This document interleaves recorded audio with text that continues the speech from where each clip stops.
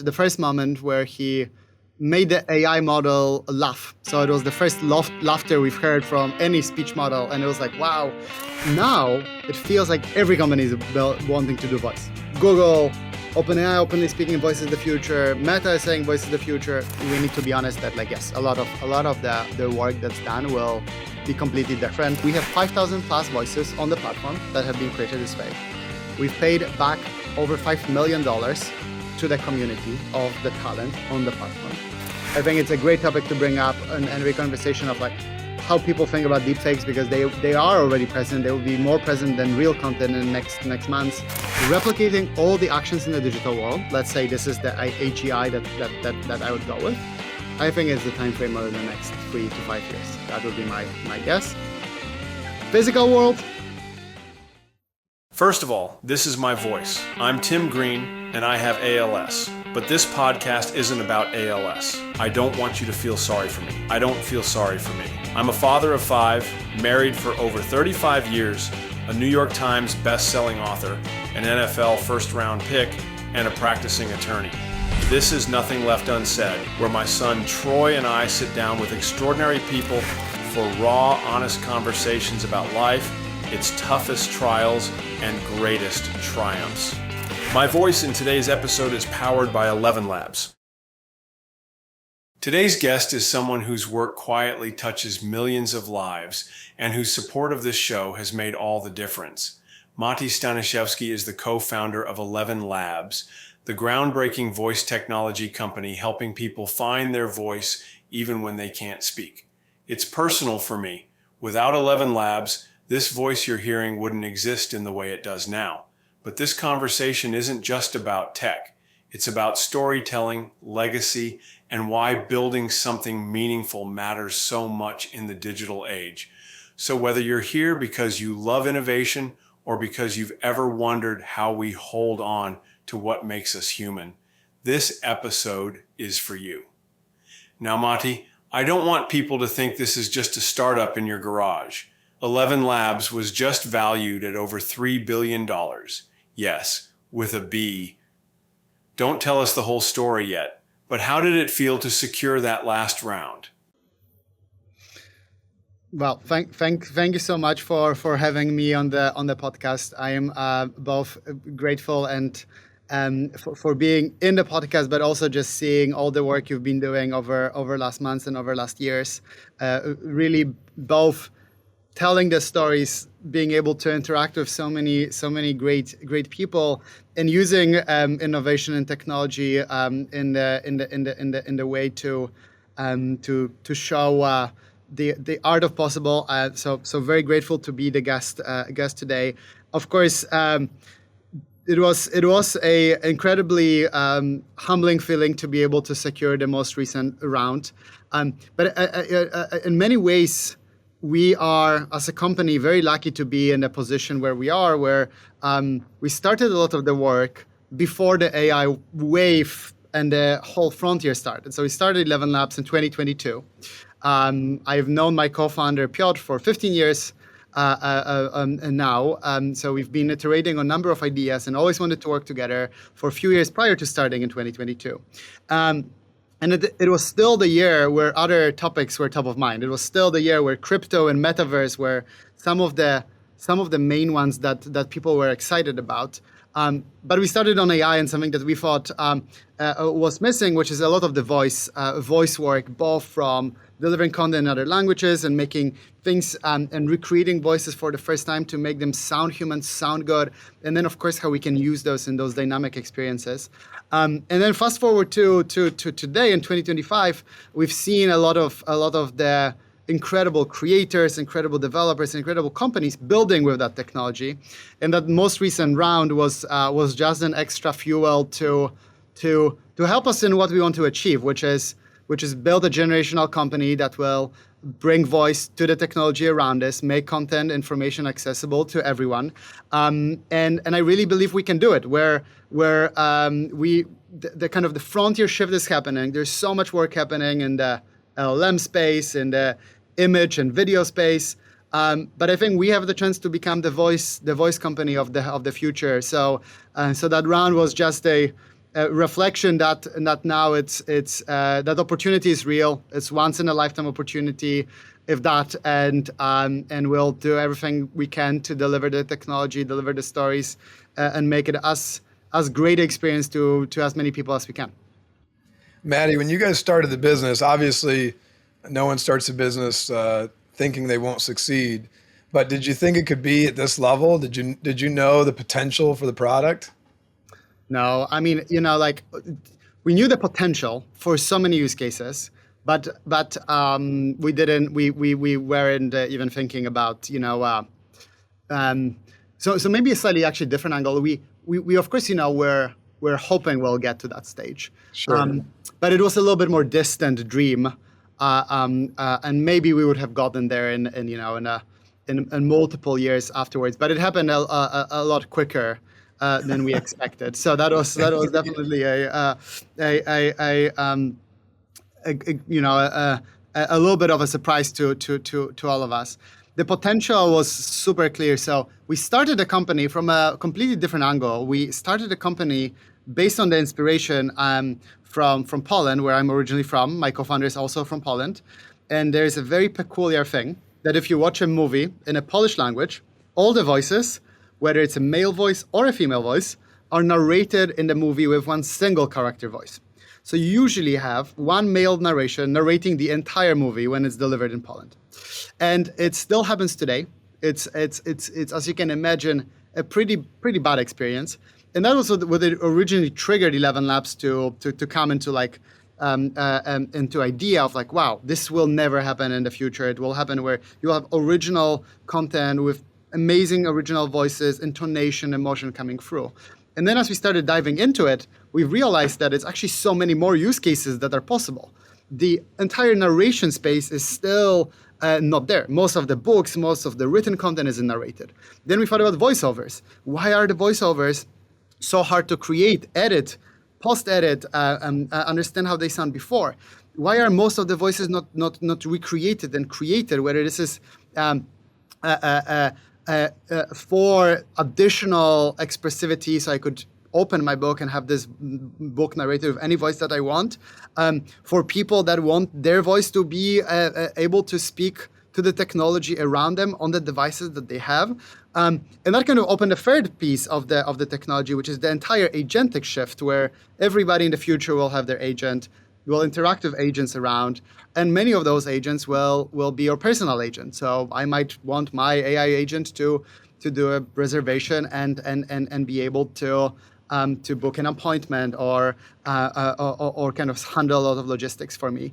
So on the use case side, there's a lot of that work. On the other side, we knew that one of the super important things to make this technology real was recreating voices, making voices to sound like you, to carry that same characteristics that are so important.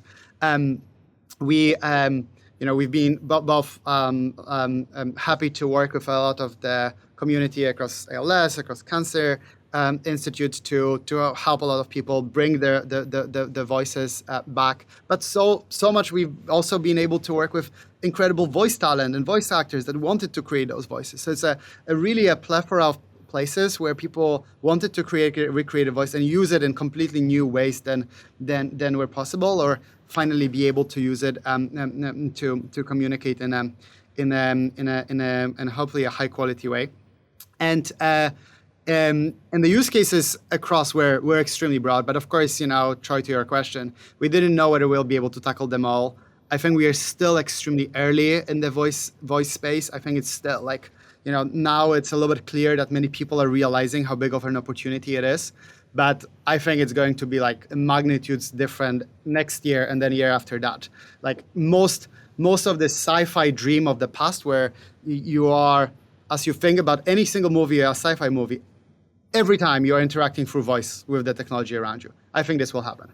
Then if you think about it, Hitchhiker's Guide to Galaxy and this concept of babblefish, where you can have a way to understand everyone around you, I think this will happen too. So we are excited to hopefully get there. It's amazing how much of that is already here. Mati, you briefly mentioned the Polish movie dubs, and I've also heard how they drove you nuts as a kid. Can you take us back to the moment you decided I'm going to fix this and how that itch snowballed into ElevenLabs? Yeah, it did drive us nuts. It's a good forcing function for any Polish kid to learn English as soon as possible, so you can switch away from watching the movies with a single narrator and have them delivered in the way they were originally. Which luckily both with my co-founder Piotr we did.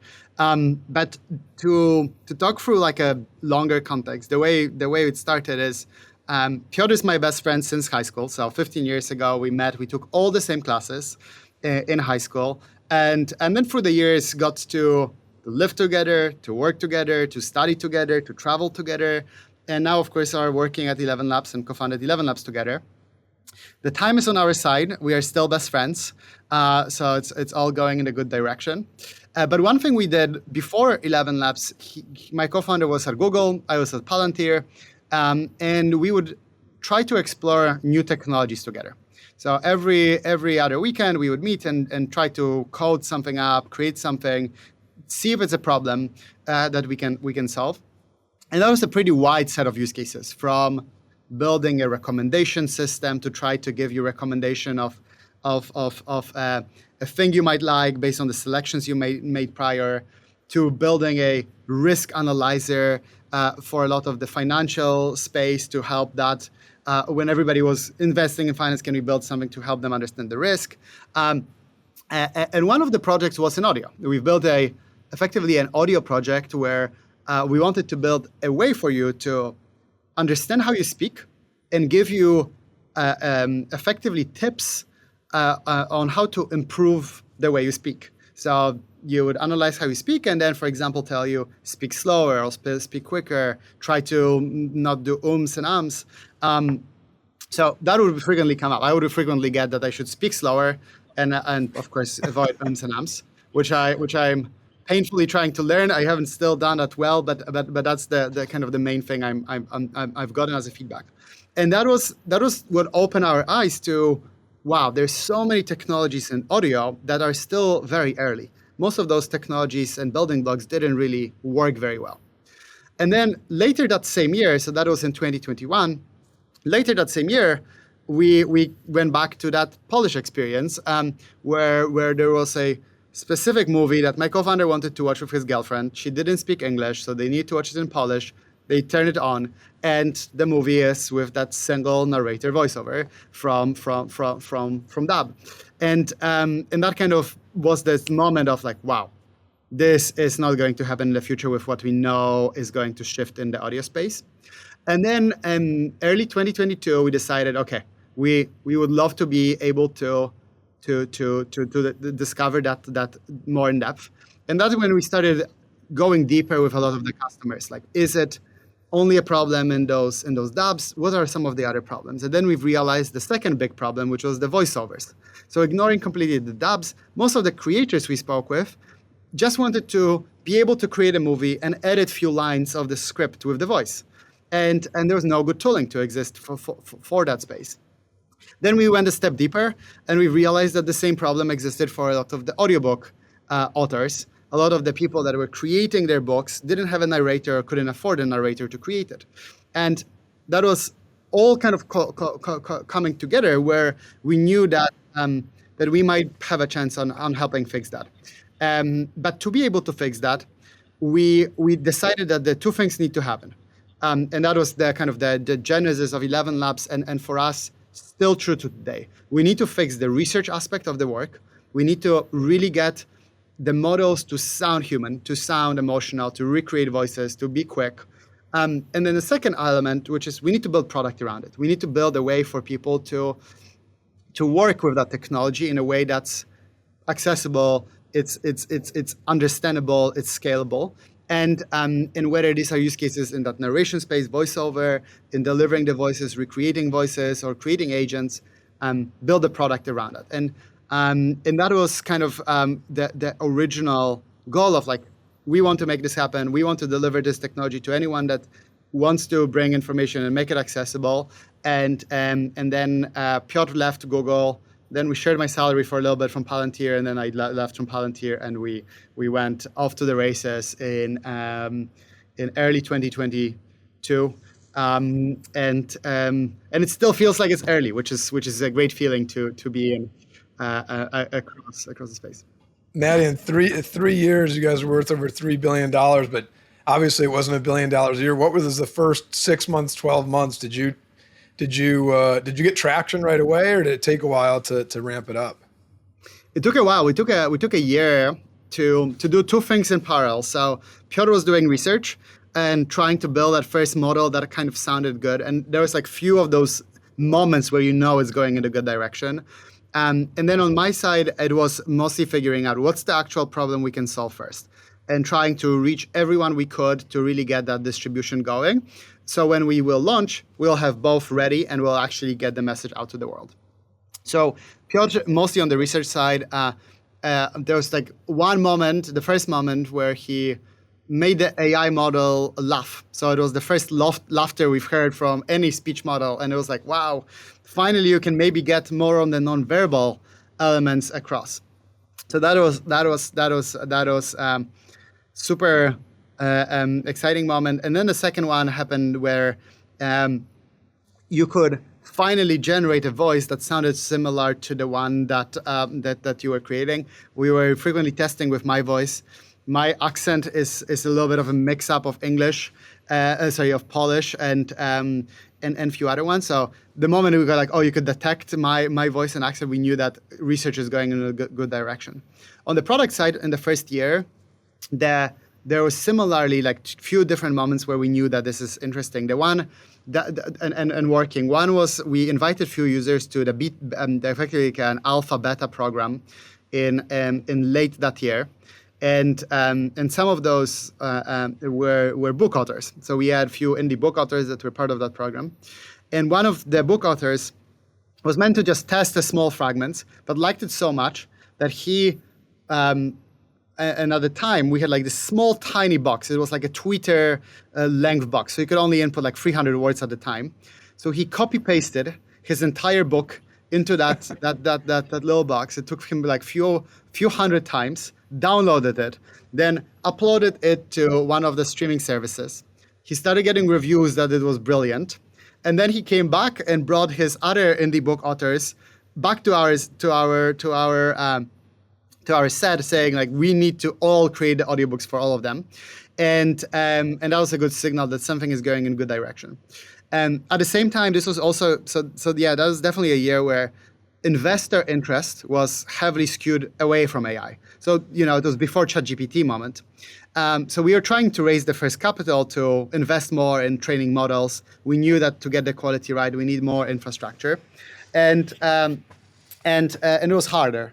It was a lot harder than any round that I think we needed to do since, where most of the investors didn't trust the message that voice is a big category, that we can solve it, and that it's defensible over time.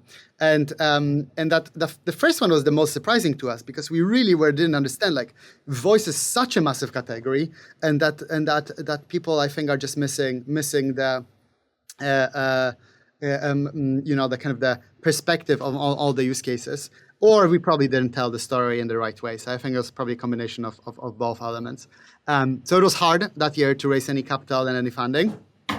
But then in 2023, I think we've been able to show a lot of the use cases, a lot of the potential, and could attract the additional set of partners to really amplify our work. It's incredible how fast all of that changed once people really saw what was possible. Your new impact program gives nonprofits free access to ElevenLabs. As you know, I'm talking with you today in my voice because your technology lets me speak despite ALS. What stories from the program have hit you in the gut so far? And where do you see voice AI making the biggest difference for folks with neurodegenerative diseases? And thank you. So one of the programs we launched and launched that almost as soon as we knew that the technology is working. It was effectively our impact program. Impact program where you, if you are any organization that needs the technology for accessibility, for education, can apply and partner with ElevenLabs, where we give the technology for free to anyone that needs it. Today, there's over 400 different organizations that we are happy to work with, and maybe some of the very notable one. I think the ones that partnered with us very early on, and that was as a result of working with a lot of the individuals in the space, was an ALS organization, an M&D organization, Bridging Voices, and Bridging Voices effectively helped for us to scale the program, to bring it to a lot of the people that needed it. Now helping over 1,000 people regain their voice back and being able to speak again. And I hope it's continuously accelerating. So just through Bridging Voice organization, I hope we'll get to 10x that by end of the year. And across all the organization, I think we've worked with now a few thousand different individuals in ALS and ND to help them regain their voice. And of course, in many of those cases, a very unfortunate circumstances, we've just been able to see and continually be inspired of how people are with ALS are just trying to use the technology to continue doing the incredible work that they are doing. Few of the stories that I think were very kind of deeply resonated with us. One was that wasn't specifically ALS, but one of the people in Congress, Congresswoman Jennifer Wexton, lost her voice, and wanted to continue working, and really pushing a lot of the public policy work that she was doing. And we partnered with her to recreate that voice, and for her to continue the work she could do in Congress. And it was incredible because she was really showcasing and pushing that to everyone around her, and doing that with such a positive energy that kind of continuously more people just wanted to follow and just do exactly the same thing. It was also the first time that AI technology, AI voice, was used in Congress to deliver any speech, which was incredible. And from what we know, it was also the first time where a lot of the people around her could really hear her speaking and got really emotional and appreciative of being able to be close. Second story, which was a little bit more recent, there was an advocate working in a legal system, Lori Cohen, who was defending of her clients, and similarly, unfortunately, she lost her voice due to ALS. But despite the circumstances, wanted to continue and just go and showcase and actually do and perform the work she was doing in that system. And we work with her to recreate the voice. And she continued defending clients and is doing that in an incredible way. And there's probably like so many different examples, but of course wanted to say also, Tim, you are an inspiration to so many of us, and give us a boost of energy at the company too. That you take it from one extreme to not only using voice to continue on the day-to-day basis, but you stretch it to actually creating a podcast, which is so fun and amazing too, where you are doing what's so voice dependent and voice heavy, and doing that in an amazing way. So that's probably one that's very close to heart too for me and many people at the company. And we aren't as vocal about a lot of our impact work, but we are internally every time proud when any of those cases is coming through. And it's a tricky one to be vocal, because at the same time we want to attract as many people and give them the technology that they need. at the same time, we don't want it uh, to feel like there's, like to use this as a branding effort, which is the hard kind of mix of how do you do that and give the technology while not making it kind of like a promotional thing. And we will continue doing that. Hopefully the work will speak for itself, and that's kind of the goal. I mean, so many amazing organizations that are partnering to bring the technology in, whether that's ALS, MND, or people that are visually impaired and just want technology to be able to read and listen, to listen. Sorry, I'll just repeat this so we can cut this one. Visually impaired people that can listen to the works that they want to hear out loud, and then all the way through to it, people just learning and wanting to use AI in schools or in early stages of their education to be able to use it and benefit from it. So it's a really widespread. Similarly, we are trying to partner with organizations across the world. So whether this is English, but also other speaking organizations, we are deeply involved in that. Recently launching a few efforts in Spain. So all in all, to summarize, very proud of the impact program that we've done.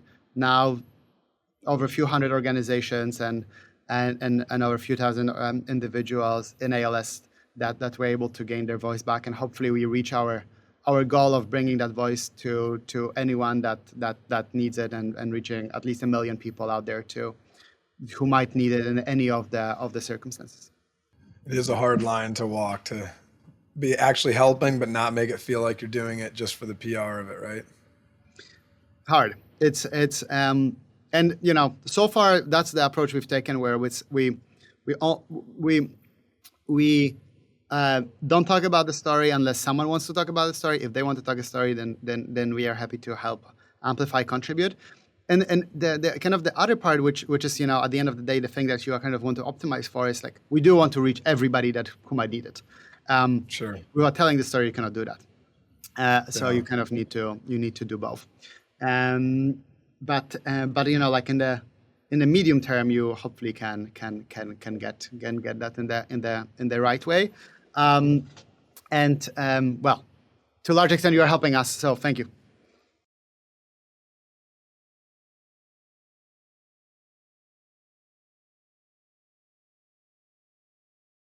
If I handed you a magic wand to eliminate one last obstacle, cost, hardware, regulation, you name it, that keeps voice AI from being universal, what would you zap first? A few things are flowing through my mind, and I feel like I have only one choice. So I think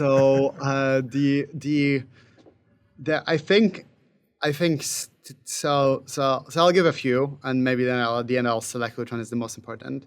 But I think the first one, the research, is already in a position where you can recreate a voice and make it sound the same, sound human.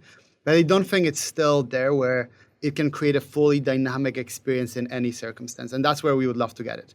Like, I would love to be able, for you, Tim, to just think through and the voice to just come completely come kind of automatically through combination of Neuralink or AirPods, kind of that non-invasive Neuralink, kind of that piece, but also sound human and conversational, where like as we are speaking here, you can interrupt each other, you can think, you can pause, and it feels and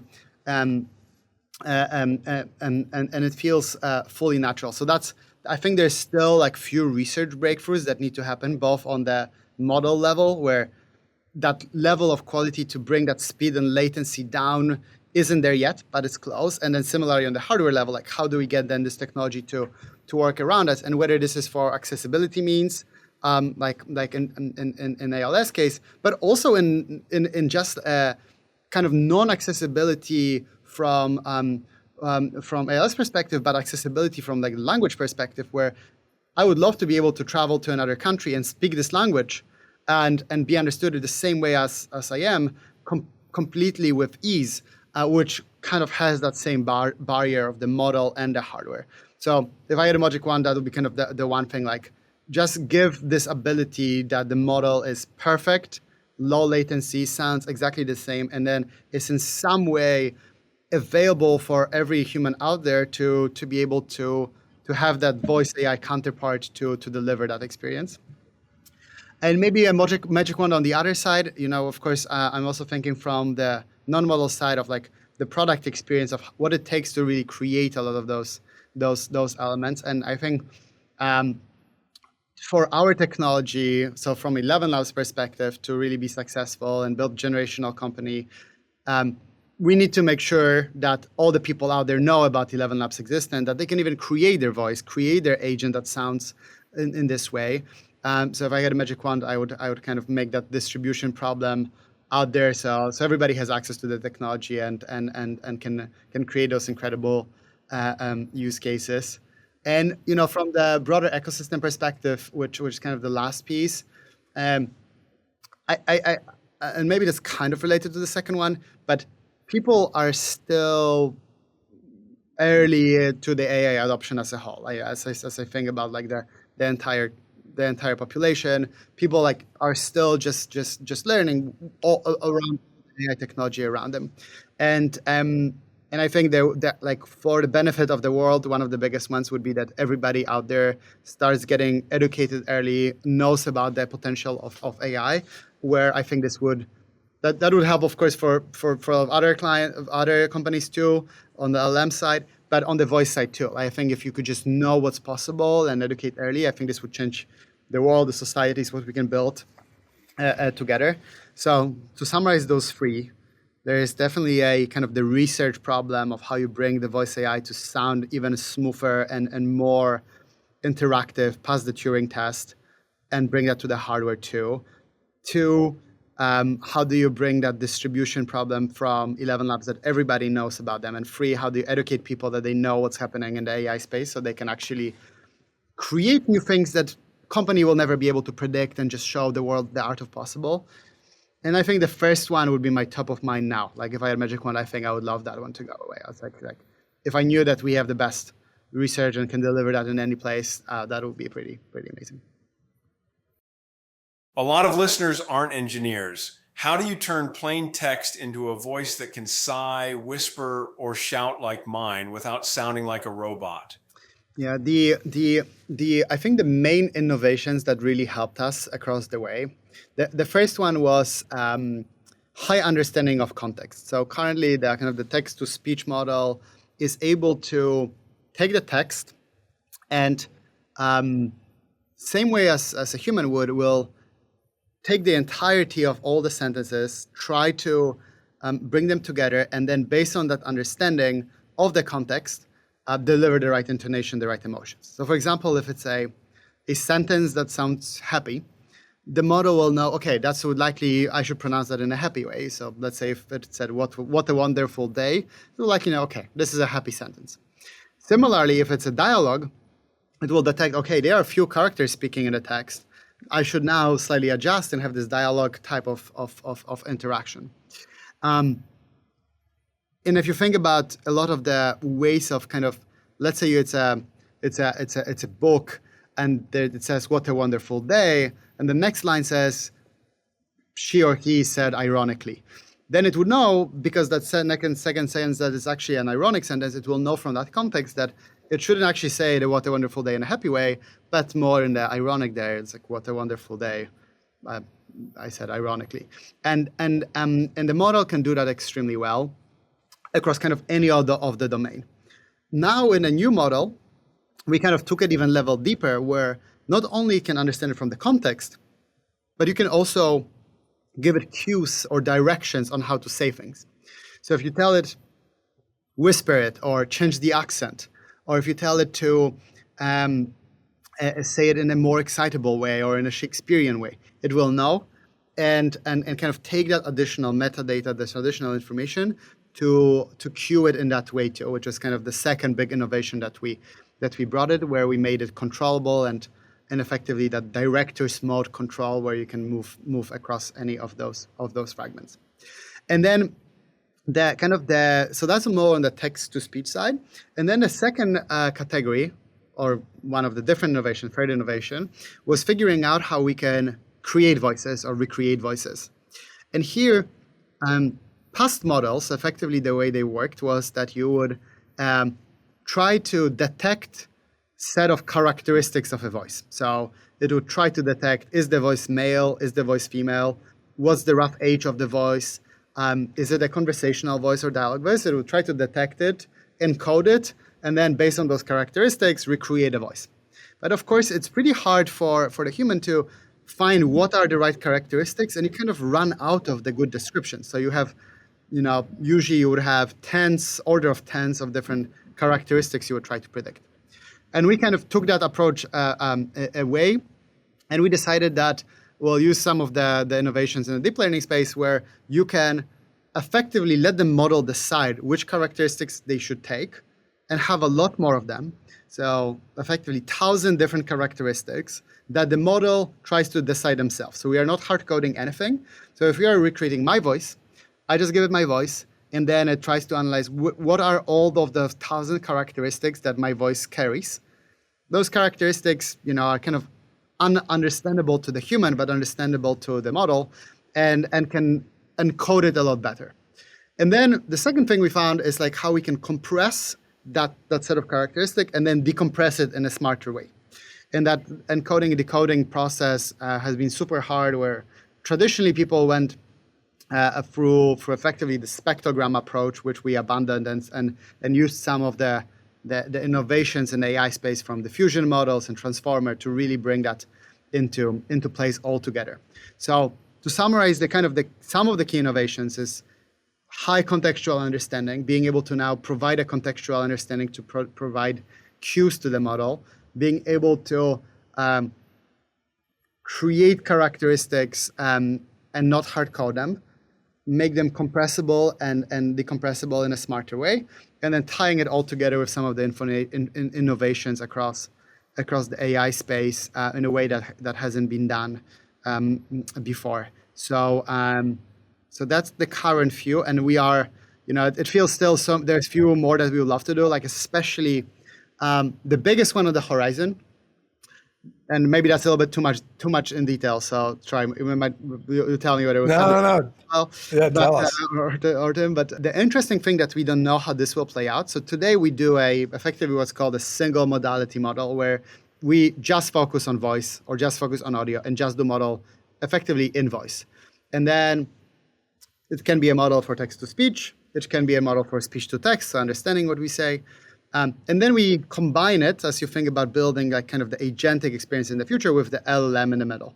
So some of the recent work we've done in that space would effectively combine the speech to text, LLM, and text to speech together, which is good. But when you think about kind of that interactive experience with voice, it can get only so quick with those 3 steps. So it's increasingly dynamic, but it's not perfect. The future that might happen as you think about the research is, instead of taking those 3 steps separately, you train a model where you do them all together. So you train a model between audio and text effectively as a one model. So you go directly from speech to speech. So it's even more quicker, even lower latency, more expressive, has a higher contextual understanding. And that speech to speech future is going to kind of turn it around a little bit, where there's so many innovations that need to happen, because you need to make them small, you need to make them reliable. They aren't reliable today. They need to follow what you are saying. You need to understand and have protections to be able to not steer them off topic. And that's where we spend a lot of time today, of like figuring out not only how to do those kind of steps and create voices there, but as you think about that future where it's more multimodal future and you train the model together, how do we stay afront as a company? And this is important, especially mostly for those agent space, where let's say you have so recently we worked with Epic Games to bring Darth Vader with the late voice of James Earl Jones, but in partnership with their estate, so their voice of Darth Vader, into one of their games, Fortnite, where millions of players could interact with Darth Vader live. It was the first time this ever happened, where you could have Darth Vader for every player out there that you could speak with. And Darth Vader would would kind of go through the game together with you and help you out. And it was great, but I think it can be even better where it's like feels even more natural. So that will be an interesting challenge across it. Is that something that's on the horizon, like happening very soon, or is that more like a stretch goal? It's very hard to predict the research timeline, but I hope we'll have this year something that has that kind of the multimodal approach where it would pass the Turing test. So you could speak, with my AI voice, and you would say, okay, this is exactly the same. I cannot feel the difference. So that's the internal goal. It's so cool, but it's kind of scary. Like the fact that you could take, the real Darth Vader's voice, and you guys can make it. You're working with the estate, which is awesome that they can still benefit from it. But it's so crazy that you can even do that. It's as a Star Wars fan, which I am. I'm very, very happy that we can do that and bring that kind of experience to just another level. But as you think about those experiences in the future, I think this will start happening everywhere. Like I think all the media and gaming space will evolve from the static delivery of content into kind of the interactive way of experiencing all the incredible stories around you.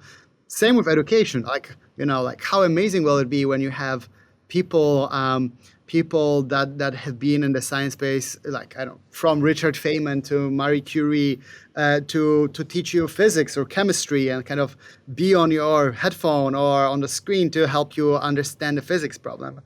That's another one that we proudly worked with, the State of Richard Feynman, where we brought his voice to read a lot of the lectures that were never delivered, and bring them to a lot of people out there. But I think there's that kind of interactive future for education, and for a lot of the kind of the less interesting use cases out there too, whether it's call centers, customer support, all of that will kind of change the experience too. And as we kind of spoke earlier on that magic wand question, like I think all of us will have some version of hardware where your AI voice will be able to speak every language, to speak dynamically as you think through, or kind of communicate between each other on kind of the headphone type amplification. Yeah, it's the sci-fi past will become real, and I don't think it's far away. I think it's going to be in the next like maximum couple of years. When you watched Star Wars when you were young, did it have the Polish voiceover, or did you hear it in English? No, I think it was the moment where the English started kind of to flow in. We started learning it, so it was the moment we could switch to subtitles. That was the moment. But I'm sure in the early days that might have been the case where I think the first one got released when I was very young. So it was probably when I didn't yet have that piece. But now that you ask this question, I'm pretty sure once.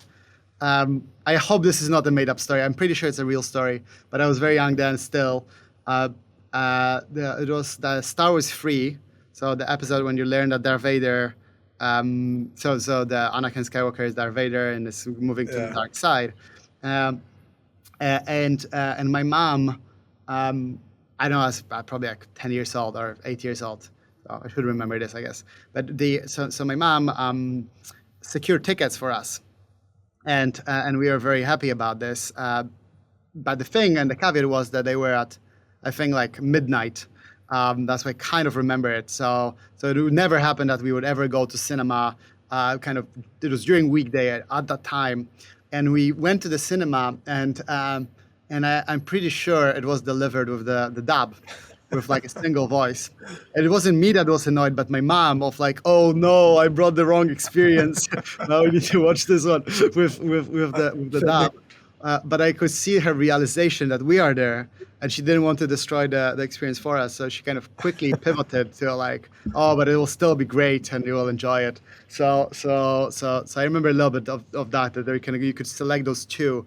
But given there was like no way to get tickets, she just tried to get any, and it was of course amazing for us as kids and Star Wars fans. But I think it was a dubbed movie.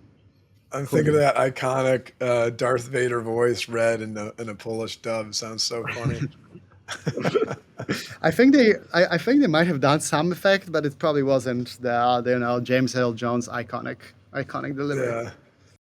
It's amazing to hear how all those pieces came together. Version 3 just landed with 70 plus languages and those expressive tags. Which upgrade made you say, yeah, this is the future? And why was that so hard to crack? I think the main thing, which is so challenging across the AI models, is controllability. And that applies in audio and voice, but also in image space, in video space, and text space. It's like so many people are trying to crack how you not only kind of give the model and the model will read it out loud, but how can you then modify it while keeping the same original idea in there? And recently we released the V3 model, our new generation, which finally gives you that new way of controlling that, where you can generate it, but you can tell it, actually, no, give the intonation or the accent here, or change the accent. And that was hard for a few reasons. One is because the previous generations didn't have that understanding of like, this is an instruction, and that instruction is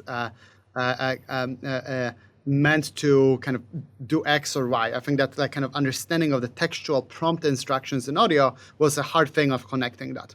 Second thing was the data, where you have so much audio data out there, but you have so little audio data that tells you how things were said.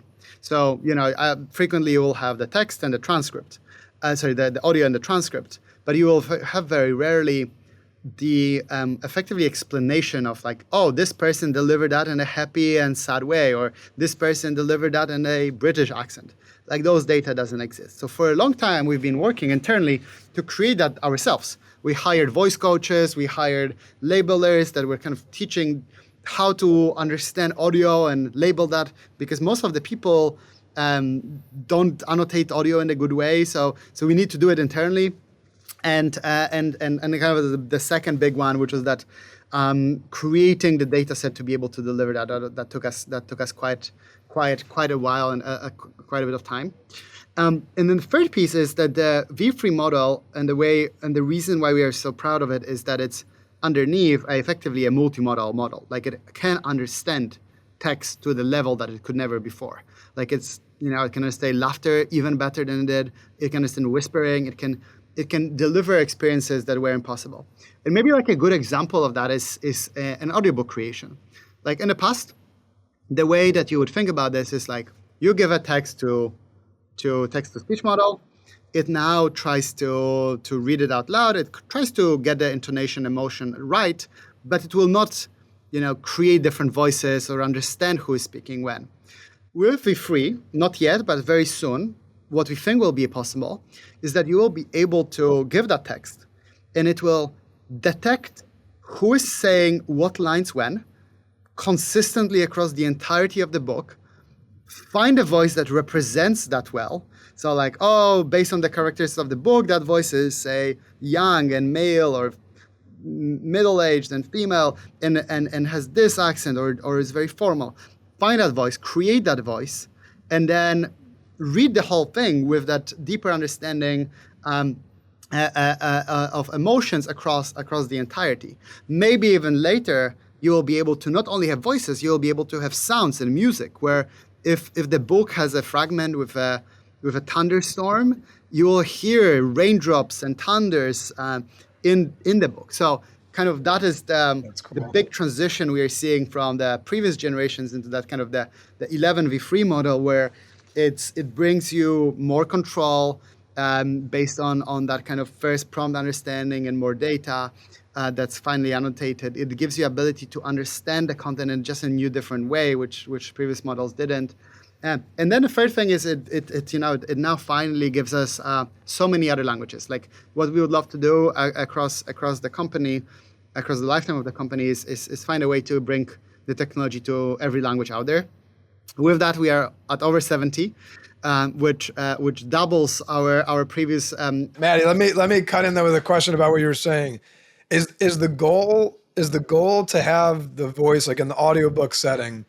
If it was say it was one of my dad's books, would it be if he was reading a voice of a female character? Would ElevenLabs make it his voice attempting to do a female voice, or would it give the character a totally unique voice?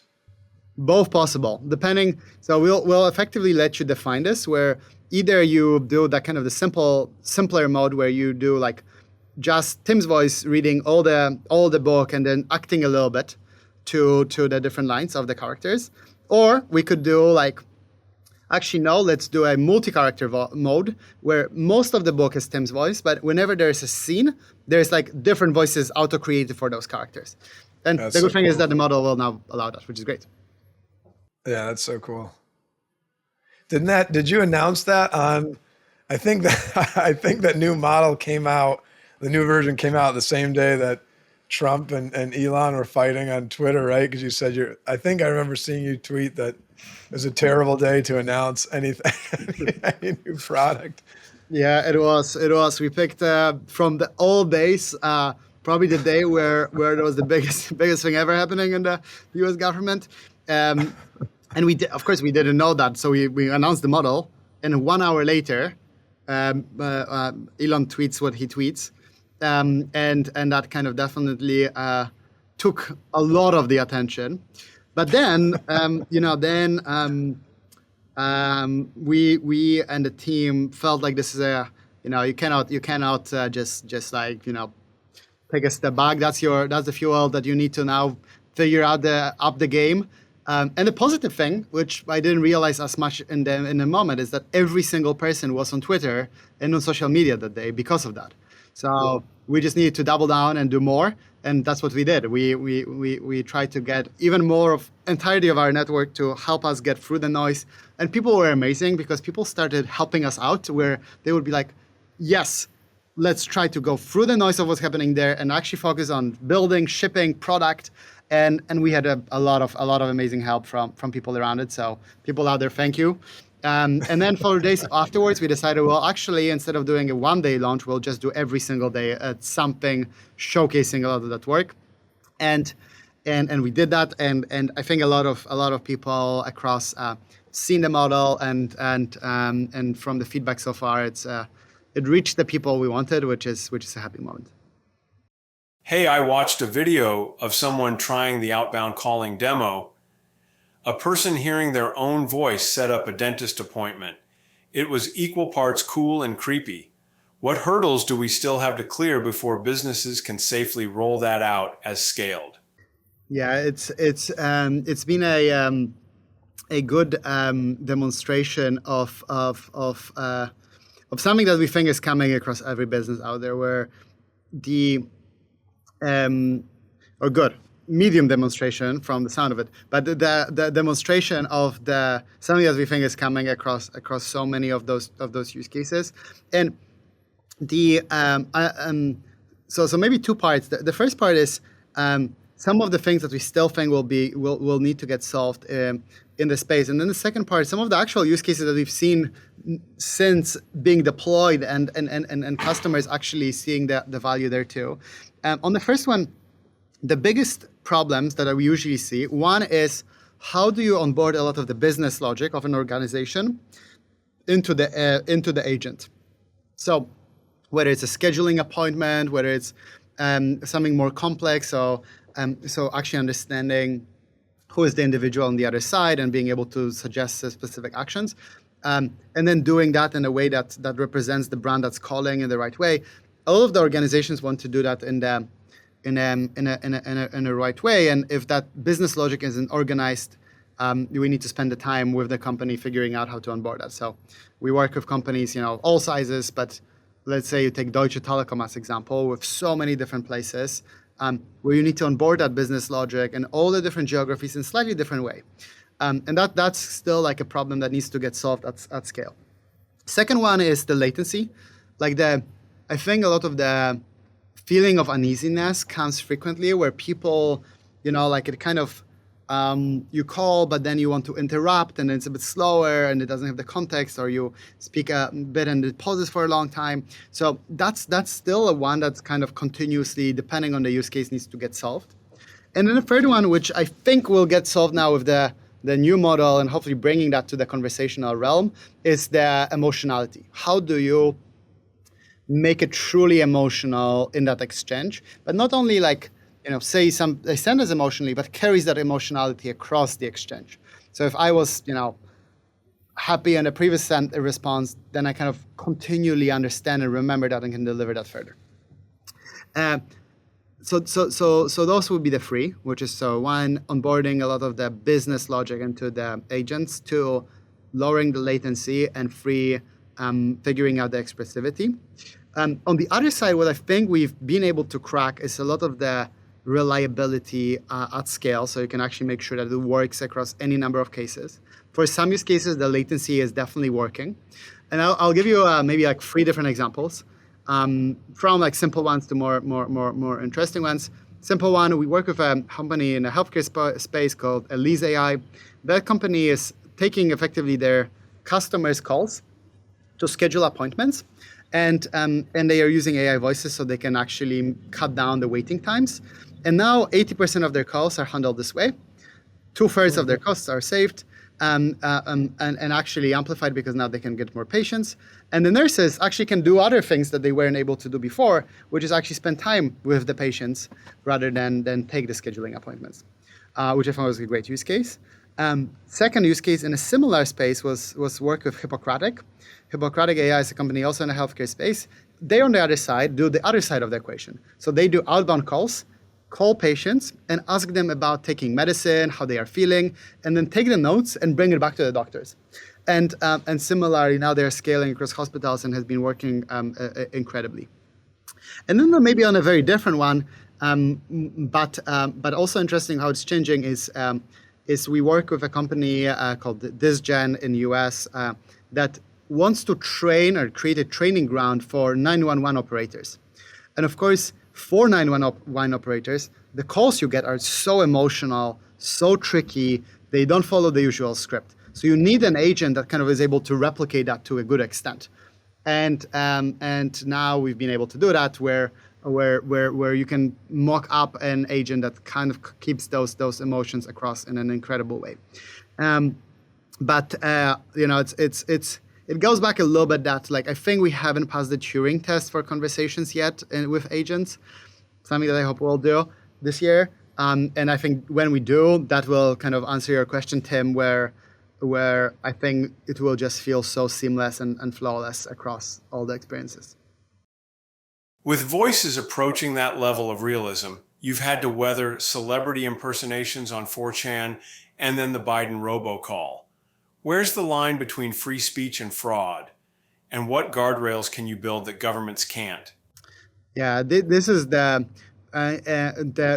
main balance that we are trying to continuously figure out. How do you bring the technology into the world so all the good actors can benefit while you minimize the bad actors from abusing it? And unfortunately, with any technological shift, there will be the bad actors that are trying to use and misuse it. From our side, we've been trying to be pretty robust with the set of additional safeguards we continually add and advocate for in the voice space for the company. So I think there are kind of 3 key ones. The first one is provenance or like transparency of content. You want to be able to understand that this is AI voice and then trace it back to the account that generated it. So for all the cases that we ever had, we can trace back exactly who generated it and take action and luckily collaborate with when needed with law enforcement to take that action.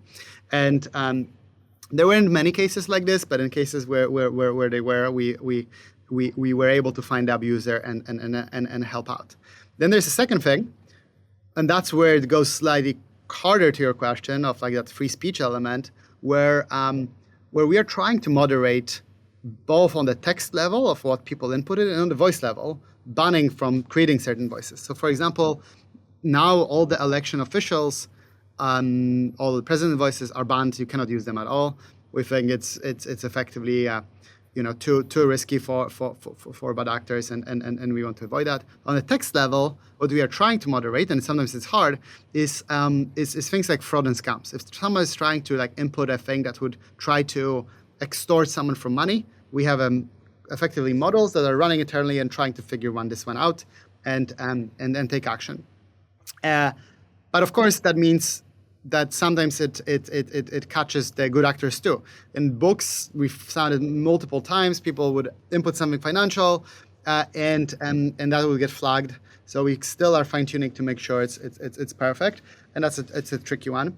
And then the last component is, I think it's kind of one is on the company level, but the third thing is like, how do you make sure that everybody in the world knows that this is AI voice and it's happening? Because I really think in the next year or so, all of us will have that agent, that AI voice. So now you want to ensure that people on the other side know that this is AI, either authenticated and it's like with permission, or not authenticated, then it's fake. So I think the main thing we can do and we've done is releasing tools where people can go and upload audio sample and get information. Is it AI or is it not AI? And we've done that from the kind of early days. That's how a lot of the cases that you mentioned were able to be detected by ElevenLabs, because we had it publicly available out there. Now, the tricky thing today, which I don't have a good answer to, is while we can kind of extend this and we partner with universities in Oxford and Berkeley and with the governments as part of US AI Safety Institute and UK one, you still have the wider set of development of technology that will have no safeguards. Our biggest competition today, apart from some of the hyperscalers and big companies, is open source. There are a few models from especially from Asia that have no safeguards, are trained on everything, that you can train any voice, you can create any content without restriction. And our good actors sometimes flock to them because they enjoy being able to do that so much easier. So I think that's a hard balance. And to some extent, I think the main thing will be still educating the people that there are AI voices, and then figuring out a way to create a system where you have encoding, decoding for a real voice, then creating a framework where authenticated voice can get detected, and only then it passes through. And then there's the kind of third layer. If it's not authenticated or not real, you kind of assume it's fake. And what I mean by that first layer, maybe to elaborate on this one, is like, today we don't really encode that in any way. Like we speak on Riverside now. I could be an AI avatar. We don't know. And the way we could do that is, of course, you would have it on the device. I'm speaking from my MacBook, that this is an authenticated device of mine. Riverside catches that information and passes that over to you, where it's like, okay, this is calling from authenticated device from Mati. We know this because we encoded and decoded that. And then maybe there's a second layer where it's like, okay, actually, this is my AI avatar, and I wanted that to be the case, and I wanted that to be fully permissioned. It's the content I wanted to say, all good. And similarly, I need to pass that information, and ideally, I pass it through some watermarking technique. So every few seconds, you check, oh, is it still Madi AI speaking, and passed over, and you kind of know. And then the third layer, which if neither of those is true, you get that information flagged, which is not watermarking. It'll be like this classifier approach, where you try to approach like, oh, from all the models that we trained on, so let's say open source and non-open source, can it be a fake voice? And if we think it is, then you get that information straight away. And probably important to, in the future to do that every few seconds, because someone could spoof me, so I can start a conversation, but someone takes me over, and over time it's like someone else. So many complexities. I think it's going to be an incredibly important topic. I think it's a great topic to bring up in every conversation of like how people think about deepfakes, because they are already present. They will be more present than real content in the next months, next years, and without those techniques, it will be hard to understand what's real, what's not. It's almost like, when someone does voice to text on the iPhone, and it gives you that little like microphone symbol next to it now. It's almost like, because a lot of times when people be driving, so they're using talk to text, and it'll misspell things, or obviously, or it'll use the wrong, like in English, 2, 2, and 2, it'll use the wrong one. And it was kind of, then when they added that graphic in there, so you'd see it kind of made sense. How do you do it's like the audio version of that? Like, Exactly. No, you'll need that authentication in some way. I think the hardest problem here will be how do you get a standard framework for everyone out there? yeah, Because that's, it's like people will not, and maybe that's helpful because open source companies that are not doing that will not adopt it, so you discard them and you cannot work with them. But yeah. that's going to be a tricky space. ElevenLabs started with just narration. Now you're powering fully interactive agents like something out of a sci-fi movie. How close are we to the day my digital twin negotiates my cable bill while I'm asleep? And what keeps you up at night about that? Tim, we should take it as a main goal where we recreate your voice and we actually try to make it happen and get the negotiation to succeed and see whether we can do it. I think in the next 12 months. I think in the next 12 months you'll be able to negotiate a bill, and I think the more interesting piece will be like, will you be negotiating with an AI agent on the other side too? So you'll send Tim's AI, and then there'll be the cable TV's agent trying to negotiate against you, and then you kind of, maybe there's a future where they swap to their own language of AI. But I think I think it will happen, and then there's so many other problems that will happen: the authentication, the negotiation arbitrage, because everybody will be negotiating, and you'll have all that information coming through. So 12 months, and I think the main things that will need to happen is for simpler attacks. So I think for negotiation of like a simple cable piece possible, but then you will get more complex. So say you wanted to negotiate a mortgage.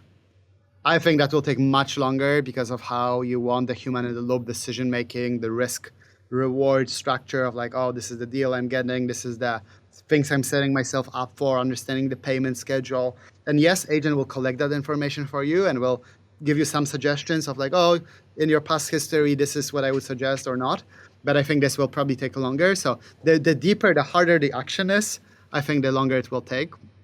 And in the voice experience, I think will start being smart. But then you have the second layer. So in the cable network kind of negotiation, you probably can be immediate of like, the amounts, how to respond. In the mortgage negotiation, on the other hand, let's say it's an AI agent voice speaking with human. So your Tim's voice, let's say, with a human on the other side. And then you as an agent need to pull out more information, maybe consult, get some of the more sources. And that what this means is that the agent needs to perform more actions, and kind of the interesting side of the problem for voice, at least, is what happens in that time. Like, do you say, wait a second, I will think through this, or do you say something else and try to parallelize other information? So I think that's going to be interesting, like action taking of like the more complex information gets, how do you keep the flow natural and going? There will be an interesting piece of like taking more signal. So now as we are speaking, you can kind of see whether I'm, my expression of my face, whether I'm smiling or I'm unhappy or maybe stressed on a specific question. And you probably take that information and kind of as you construct a reply, you take it. That's where we think the multimodal approach will come in extremely important, where, initially it will be, as we have today, the combination of three models, then future combination of text and voice as one. But then in the future, you will need a visual input too. So you'll really need to do full multimodal to do experiences and maybe optimize them for specific tasks. But the base model will need to be increasingly multimodal. So that was a very long-winded answer, but my prediction is 12 months for negotiating simple bills, 24 months for complex actions, whether this is kind of things like mortgage, or let's say you are trying to do something in the real world on the other side. So let's say I'm calling someone and they will take my instruction and then do something with it in the real life. I think this will take 24 months too. And then probably in sometime in the next 2-3 years, hard to give that prediction. I think there will be that kind of multimodal aspect of having the visual aspect too into the mix.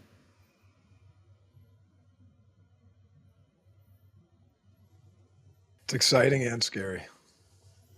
I think it's exciting. I mean, think about all the education that will be like possible. Fast forward to 2030. A teenager in Tokyo FaceTimes a pal in Lagos. How does ElevenLabs erase the language barrier yet keep their slang, accents, and personalities intact?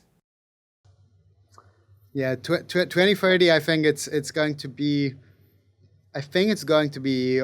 I hope it's going to be by the time where you'll have that idea of a Babelfish reel, where that kind of concept where the person from Lagos, from Tokyo, can communicate together without language barrier, will be possible. With the ideal version of this, the way I would hope this is possible, is like you have some device, let's say it's a AirPod, and you speak to it, and then you kind of get your emotions, intonation, voice, and at the same time, the other person, also the AirPod, starts getting the stream response back, still hearing your original voice, still hearing the same intonation, still hearing the same emotion. We worked recently with Lex Friedman when he interviewed Narendra Modi, President Zelensky, Prime Minister Narendra Modi from India, and they spoke different languages. So Lex spoke English, Narendra Modi spoke Hindi. In Zelensky's case, it was English and Ukrainian. And they then we worked together with both the presidential offices and Lex to turn it into conversation both in English, so you could enjoy the whole thing in English, but also in their respective languages. So you could enjoy the entire conversation in Hindi, entire conversation in Ukrainian. And what happened was that this conversation reached few times more audience than it ever did before, where people across, it was an amazing effect for us too, where we've seen people across India comment like, oh, I can, as usual, hear it in Hindi. But even other parts of India where they speak so much of the English language, it's like, finally I could hear it in English too, and hear how that sounds. In US, so many people dialed in and listened in, which was amazing. And the kind of the common theme was like, oh, I never heard Prime Minister speak for so long, and in a way that I can actually like get closer to the Prime Minister. And I think the same effect will happen with 2030, with the kind of people around, where it's not going to almost be like a language barrier break. It will be like a cultural barrier breaking, where there's some part of the culture that's so hard to understand without language. You mentioned Tokyo. I think that's a great example where if you don't know the language, you feel like a little bit further out. You a little bit more of an outsider. And if you could, I think you could just see so many customs, it would be like that kind of unveiling of what happens around you. And I think this would be an incredible effect for the world too, where it's, in a way, when we speak about globalization, I don't think it fully happened without that language barrier breaking. So I hope ElevenLabs solves it, and if not ElevenLabs and someone else, I'm also happy as a potential future user. I think it would be incredible, where it's like the history of the world opens in a new way. On a different note, you just came out of Disney's Accelerator. What did Mickey Mouse teach you that a Stanford lab never could, and what do you think you taught Disney? There's this one thing that I really, one thing, many things. I think Disney created so much incredible stories. From, of course, Star Wars now to things like the movie Up, which I think was one of the best animation movies ever. I think throughout this, the one theme is very clear, and I think it's very true, especially now, is the kind of the art and importance of storytelling. There's so much things around us that I feel a lot of them are kind of the empty piece, and it really needs that kind of story that you can relate to, attach to, understand, be excited, be immersed in, for this to have that and carry the value. And the reason I think it's even more important for us and for the AI space as a whole is none of us, hopefully, or should not build the technology just for technology's sake.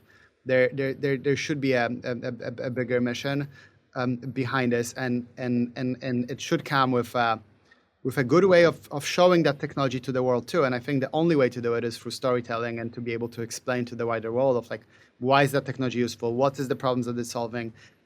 Showing the problems that it's solving. And I think Disney is phenomenal at that and at that arc of storytelling. The second thing that I really like is that they kind of try to lead by example across the Disney teams itself, which, there's this famous thing that Bob Iger used to do where he would go to Disney Park and all the executives would go into Disney Park. They would dress as Mickey Mouse and they would interact with the guests. And I think it's great because it shows at least few things. The one is that you lead by example. Second, that you are always close to the customer. You try to understand how they behave, how they react, how they are involved in that piece, and kind of it's everyone is doing that. This is like the core thing, and in our case too, I think it's something we are trying to do was working close to the customer, being close to customer support, and kind of carrying that value.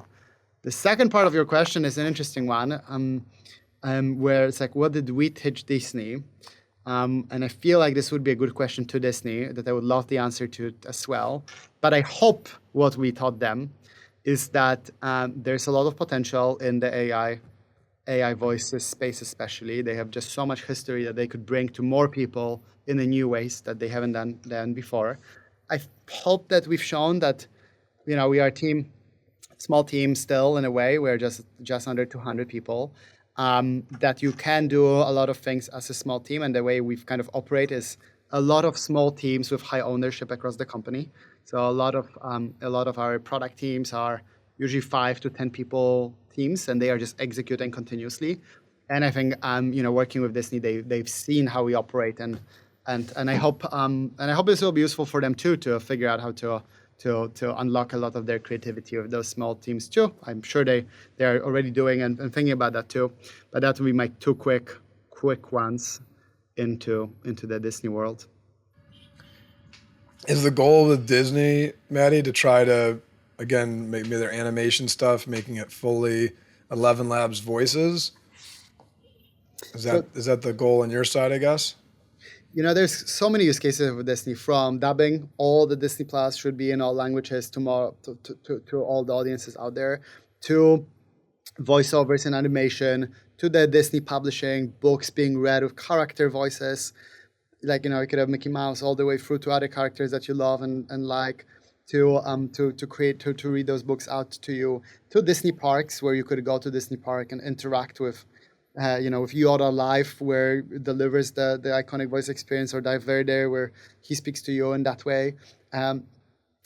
So really plenty, all the way through to to kind of the more immersive new media world, like Disney gaming, just gaming experiences, like the work with Epic Games, which is Epic Games Disney combination, where you could speak with Darth Vader for so many people around. That brings up a big question and complaint about the tech. Some voice actors fear they'll be sampled out of a job.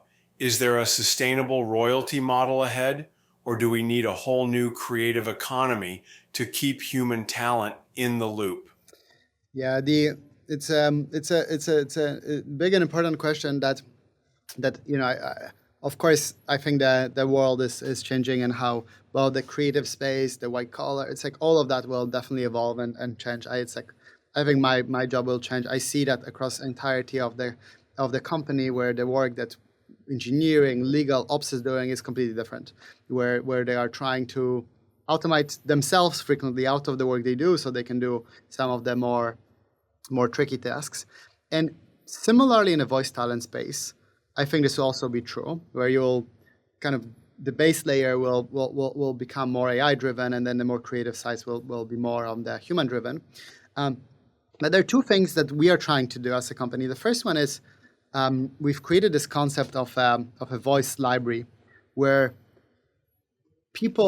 voice talent can create a voice, share the voice, and when the voice is being used by others, people earn compensation as a result. And we like continuously are trying to find effectively a system which doesn't only disrupt the space, but brings a lot of the people on board as we think about that work together.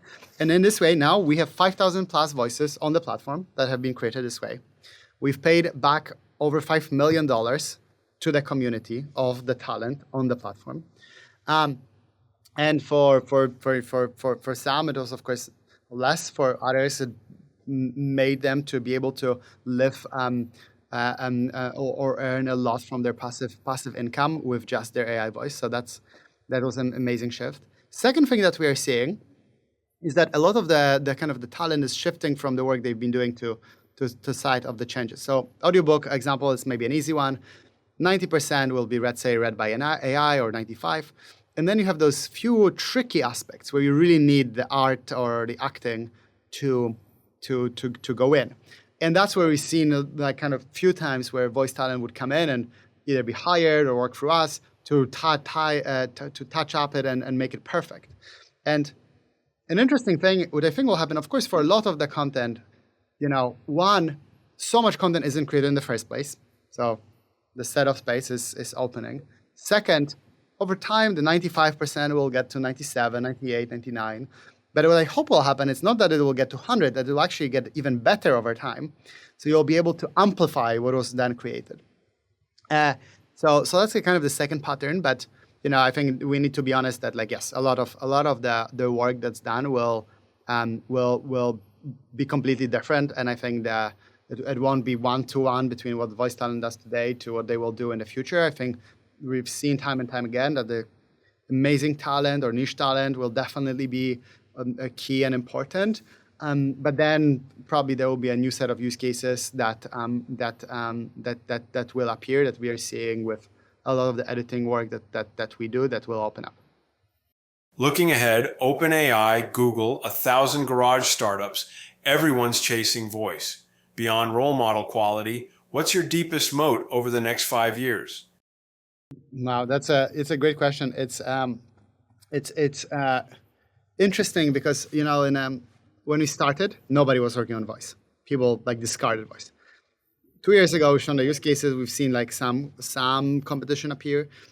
Now it feels like every company is wanting to do voice. Google, OpenAI, openly speaking, voice is the future. Meta is saying voice is the future. So it's opening up the set of startups, the Y Combinator, the startups. It's the big guys. It's one of the key themes for startups. Most startups are appearing there than ever before. So yes, voice is the future, and it's in a way it's happy for us that the space is now seen. But of course, we need to stay on top of our game to win it. The way we think about this is kind of those 3 steps where there is a research work we need to do in parallel to product work, to building an ecosystem. And the research will commoditize over time. I think in a 5-year time frame, you will have research openly available at a level of quality that we hope to ship. But in the short term, in the next year or two, super important. Who goes first gets that distribution and mindshare that's so much harder to replicate and get. So being first, extremely important. And that's what kickstarts a lot of the other 2. Second one is the product. I think being obsessive about delivering the base voice experience, whether it's how you create your voice, how do you create a narration, what's the suite of things that you need to do to create an entire audiobook, what's that look for a voiceover and then dubbing a movie. Or as we think about completely different aspect, how do you create a platform for voice agents where you can build them, integrate them with other tooling, maintain them. Thinking about where this all leads, when an AI voice can mimic grief, joy, even seduction on command, do we risk cheapening genuine emotion, or is this a new medium like film once was? It's and I'll take this and add a few others to the other answer too. But in a way, that's where I think there's a little bit more of the moat, where you still need so many of those emotions to get across, where I think AI isn't doing that. That's why the research is so important. But so the research piece is important, the product is. But the last one, which I think is one of the most crucial, is the ecosystem that one creates. whether these are the voices that people can access, whether it's a nuanced accents and different styles of delivery of speech that we really need to get across. Um, and kind of the second aspect of that ecosystem is, of course, the user base of like learning with the users, building the community that people can create with, and being the brand that people respect. So as you think about kind of that long-term mode, it's really research short-term, shifting into medium-term to build in the medium-term, and ecosystem in the long-term. To your other question, I don't think it does, but I think it does switch how we will need to operate as humans across, where yes, you will be able to enjoy, communicate through agents, enjoy content, enjoy information with as good delivery as human, if the models continue progressing the way we think they will. But at the same time, it will then shift that those more person-to-person interactions are even more important. Where I think you will I think a school example is a good one, maybe, where you'll learn, I think, from AI, probably, more than you will learn from a school teacher in the future, where you'll have a tutor for physics, tutor for mathematics, tutors for English language, and they will be the best tutors you can ever have. They understand you, they grew up with you, they know everything about you.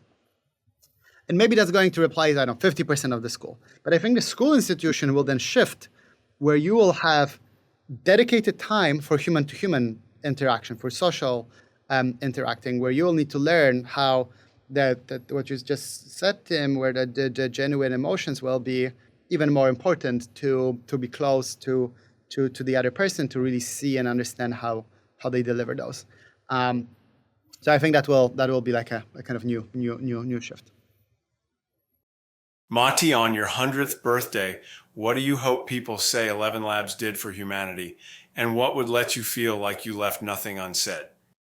On a 100th birthday, would love that we were one of the defining forces of bringing AI voice agents to the world, where everyone out there will have their AI voice that can act and sounds like them, can be on their control, can be authenticated and understandable by everyone. Everybody has their AI voice agent that can perform actions on your behalf and help you out in your daily life. And whether these are people that need it, from ALS to visually impaired people to be able to benefit from the technology, all the way through to redefining how the businesses around us work and behave, just making it a lot more pleasurable for all of us. To me personally, I would love to have a few agents to help me educate myself, learn from, and grow with me to be a better person. And I think that's all possible. So excited for the many years ahead to making that possible. Maddie, you know this whole AI space a heck of a lot better than probably 99.9% of the planet. How close are we, do you think, to like AGI or super intelligence and that whole thing? It's it's always the trickiest one here is what's the definition of AGI, and every person that is being asked, and so many of the legends in the space, when they are asked, they all go with a different definition. And there's maybe a definition of like, can it perform most of the actions the human would in a digital world, or then in the physical world, or even a level deeper, like are we speaking about consciousness?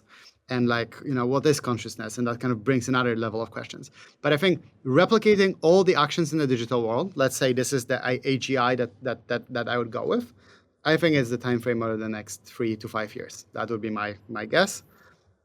Physical world, I don't feel I have enough of the expertise to be able to comment. In consciousness, I think it's as much philosophical question that is another probably one for all of us to think through. Yeah. Running a hypergrowth startup in your early 30s can warp anybody. What daily habit keeps you grounded, and what have you had to sacrifice to steer the rocket ship? Have you ever tried tapping into religion? I ask without judgment, but that has been a huge benefit in my life. Yeah, I have my incredible partner Florence, who is by my side, and she both keeps me grounded, but also keeps me supportive when things aren't going so well. So she's been incredible help through last years where I don't it would have been impossible to build 11 Labs without her by my side, and as much my co-founder, who is, it's a. It's definitely more shy from, no, not shy. I think he doesn't want to do a lot of the public work, but he is really the brains behind our research, our model, our delivery, and making ElevenLabs what it is today. He's also the one that's very grounded and very frequently it's very grounded in some ways and maybe not grounded in others. But when you speak about him, about the potential, the ambition of what we want to do and where we are, it definitely gives a perspective that we are still early and there's lots to do. And I think both of them, and now an incredible ElevenLabs team that's kind of all grinding and helping, are kind of making it a pleasurable journey, and make all the sacrifices worth it. Whether it's sleep, less time for social life, and all the things around it, because at the end of the day, it's just a incredible opportunity that all of us across ElevenLabs and have, and we are planning to take most of it, and hopefully, as the technology is going through the biggest shift for us across the world, we can create something good for us, for humanity, and people around us. Mati, as you know, when we get near the end of each episode, I ask our guests to brag about their family. So please brag away. Well, my family is amazing. So that's the tagline. But so I'm a family of I have three other brothers, who are all doing amazing things, from working at the forefront of crypto, creative space, and then finance. So they're definitely a fun bunch to be around with. My mom is an architect and has the highest amounts of energy I could. I think from anyone I know, which is always a good relative scale for me to relate to and just aspire to in my future and current day. And my dad is a very introverted person, but very emotional person. So it's always a great way to keep it real, as so many things are happening, and just be supportive on the day-to-day basis, and send through all the things that are happening, and maybe poke a few holes in few of those, so we as ElevenLabs get better too. So yeah, it goes without saying, but the family and having the lack of the education upbringing, the set, like any company or any person building a startup, it's frequently hard. I think for us, it wouldn't be possible without having that safeguard of the family and being in the position that we were, where we could even take the risk of building a startup. So I know, and I realize that it's like 99% of the world likely doesn't have that opportunity, and without the family, I wouldn't have either. Now on to our final word segment, where we ask our guests a few rapid-fire questions. What was the happiest moment in your life? Meeting my partner, Florence. What are you most excited about?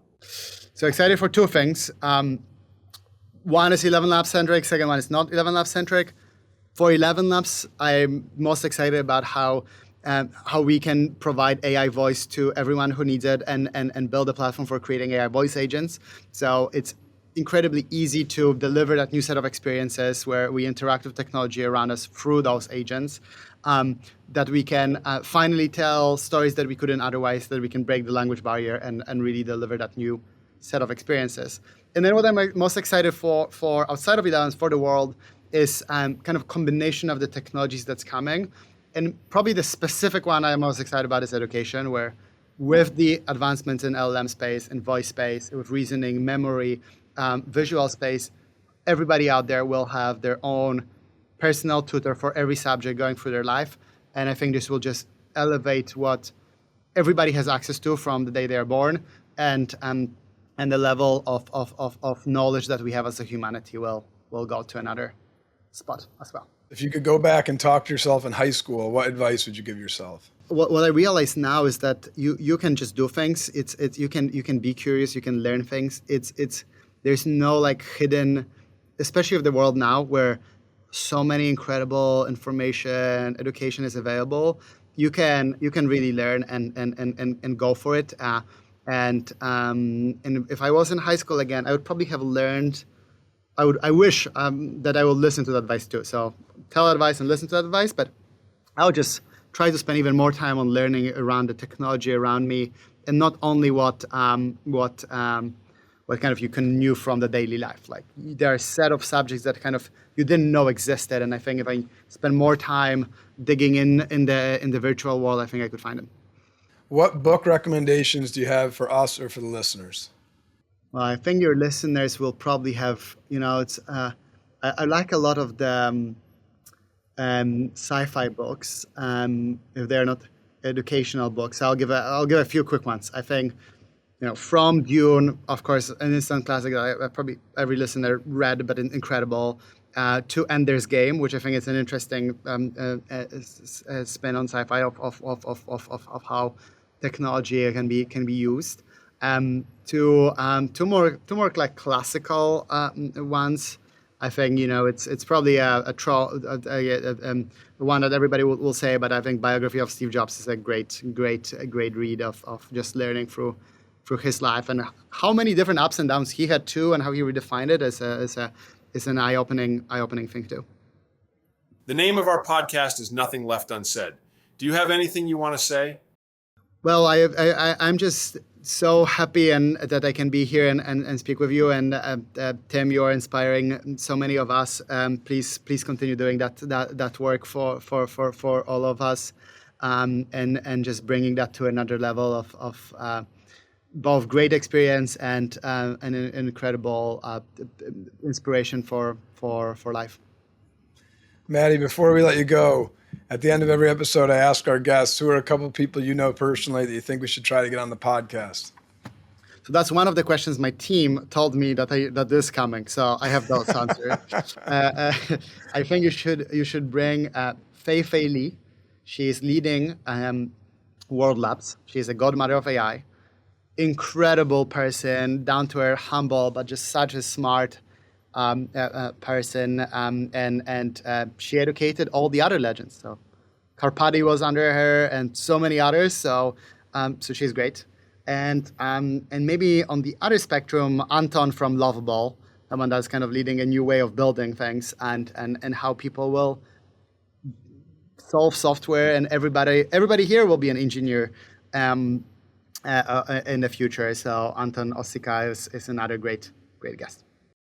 Madi, on the business side, your company is wildly successful. You are literally running one of the biggest AI companies in the world and don't seem to be slowing down at all. However, as we wrap up today, I want you to know how important your company is to people like me. There are thousands of people with communication issues, including those with ALS, that rely on you to make us feel more human. So thank you. Thank you for your amazing company, and thank you for not forgetting to help people out along the way. You should be extremely proud. I hope that God continues to bless you, and we stay in touch. Thank you, Tim. Means the world to hear those words, and definitely not slowing down. We'll definitely try to help as much as we can, and thanks for all the work you are doing. Proud to be a small part and partner in that. Yeah, Maddie, thanks so much. We took a lot of your time today, and you don't even seem stressed running one of the biggest biggest AI companies, and you seem so mellow and calm. I don't know how you pull it off, but you do it. Thank you as well, Troy. Really appreciate it. If you enjoyed today's episode, consider supporting the podcast for free by subscribing on your favorite podcast platform, leaving a review, and sharing it with your friends. Your support means the world to us. This episode of Nothing Left Unsaid is brought to you by ElevenLabs.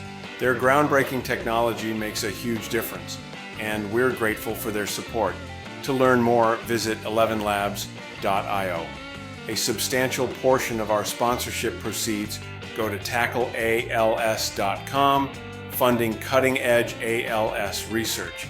If you'd like to join the fight and contribute, visit tackleals.com. Thank you for listening, and we'll see you next time on Nothing Left Unsaid.